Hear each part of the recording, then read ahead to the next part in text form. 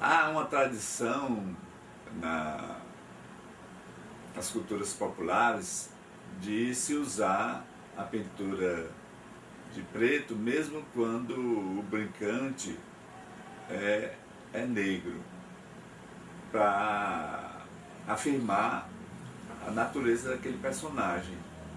É o único maracatu do Brasil que pinta o rosto de preto é no Ceará. Os outros estados não pintam, por sinal a polêmica, né? Eles negros não pintam o rosto de preto, porque eles acham que isso é um deboche, eles acham uma falta de respeito, porque eles já são negros por natureza e eles não querem pintar o rosto. A pintura do rosto dos brincantes do maracatu é um elemento caracterizador do maracatu cearense. Passou-se, desde o surgimento do maracatu, a se criar essa pintura de rosto. Eu vejo particularmente como uma reafirmação de uma manifestação ligada às tradições negras. Como membro do movimento negro, eu sempre fiquei incomodada com esse uso do negrume no maracatu. Obviamente, como todo mundo, eu sempre recebi aquela resposta de que é uma tradição, uma forma de expressar um reconhecimento do negro, né, de que é uma cultura afro-brasileira e que então as pessoas colocam de forma até para realçar.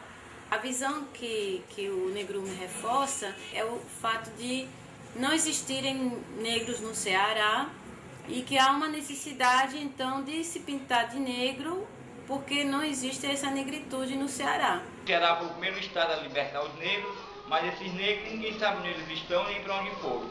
Ninguém sabe, ninguém tem notícia. O que aconteceu?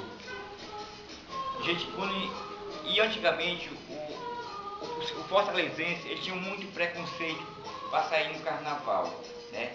Aí juntou uma coisa, o preconceito e o falso negrume. O preconceito porque as pessoas não queriam mostrar o rosto, tá entendendo? E o maracatu, como conta a história dos nossos irmãos negros, né? De nossos irmãos que vieram da África, e uma coisa juntou com a outra. Então, vamos pintar o rosto dessas pessoas para não mostrar o rosto e também para simbolizar um falso negrume. Foi quando aqui no Ceará, quando o maracatu chegou, a gente começou a pintar o rosto de preto. Vamos dizer, uma coisa é o brincante, outra coisa é o personagem.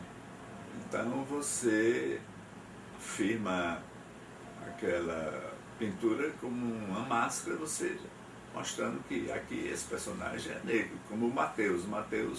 Os Mateus dos Reisados de Congo, eles se pintam como de preto, mesmo sendo pretos. No Lambissuja a mesma coisa, um exército de negros contra um exército de índios, e você pinta de preto suas máscaras. Ali ele está afirmando que está representando um personagem negro, um maracatu, né?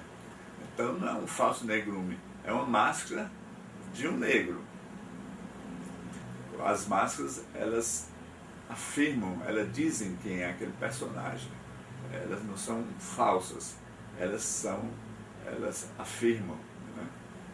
O negro contrasta muito bem com o dourado, por exemplo, com o prateado. Do ponto de vista estético, que eu acho que tem que ser o critério principal, ele realça mais do que qualquer outra cor o que vem no corpo do brincante.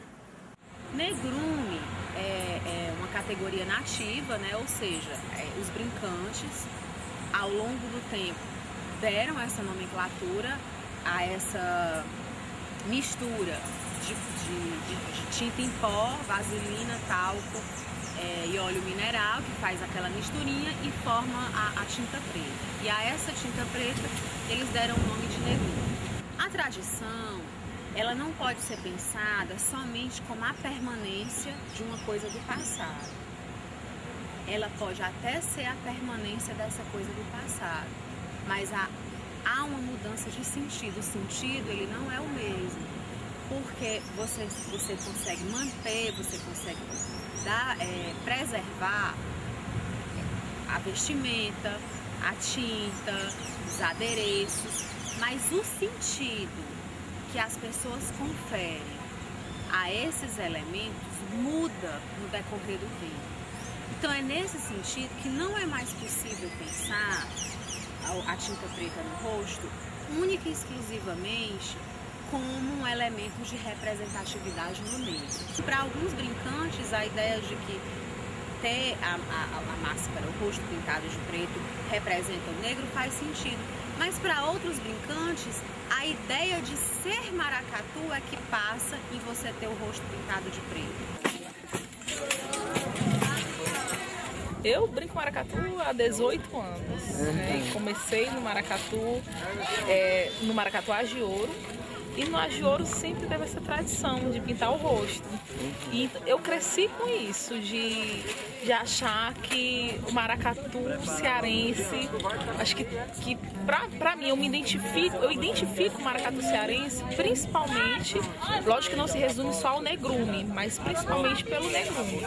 Agora, não que assim, que quem faça alguma coisa diferente que também não seja maracatu, mas eu me identifico, eu dançando, eu só acho que eu estou preparada como rainha a partir do momento que eu faço, me visto por completo. E me vestir por completo está incluso aí a pintar o rosto também. A tinta preta, ela extrapola essa ideia de representatividade do negro e ela vai para a ideia mesmo de marcar uma diferença dos maracatus cearenses com outros maracatus que existem e que estão surgindo por aí. Acho que os grupos são livres para optarem por suas convicções estéticas, antropológicas e históricas, e o maracatu solar contribui com isso, né? Retirando a obrigatoriedade do negrume nas suas alas. Todas as suas alas são livres, o brincante ele pode pintar ou não, é uma questão de opção dele, embora a orientação do maracatu seja de dar não uso do negrume por se tratar de uma questão para o maracatu solar estética e não de afirmação de etnia, já que hoje a gente afirma a nossa etnia em vários aspectos, dentro do universo do maracatu, inclusive. A gente brinca de maracatu e a brincadeira de maracatu, na minha avaliação, não deve estar presa, servil a um regulamento competitivo que não tem nada a ver com a arte, com a brincadeira, com a expressão livre, que deva ser a expressão do maracatu e principalmente da arte. Cada grupo vai procurando elaborar suas próprias justificativas, ou até, por assim dizer, seu próprio discurso também, para poder criar o seu contexto da sua manifestação.